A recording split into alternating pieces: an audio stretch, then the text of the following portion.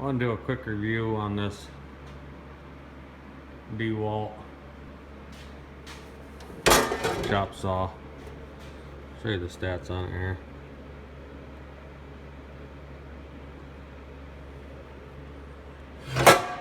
It's the 110 version.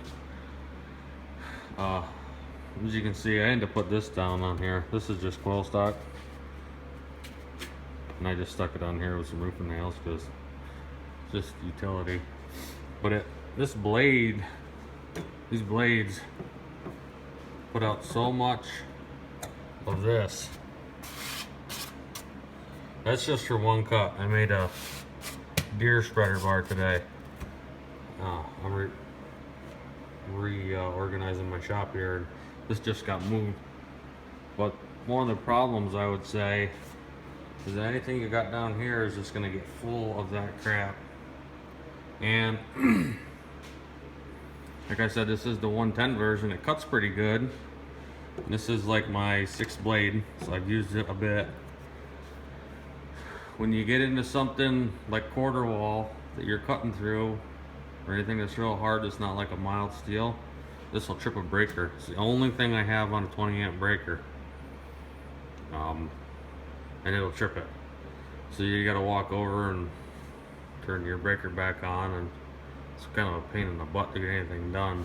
So my recommendation would be get away from this one, which this is the 110 version, like I said there. Show it to you again, 120 volt AC, 15 amp. I would get the 221 so you can have a bigger circuit run into it, or just get right away from this Dewalt altogether. Possibly a different style blade would help you, but this whole package that kind of everybody's used to seeing from way back is, I mean, fundamentally everything works good.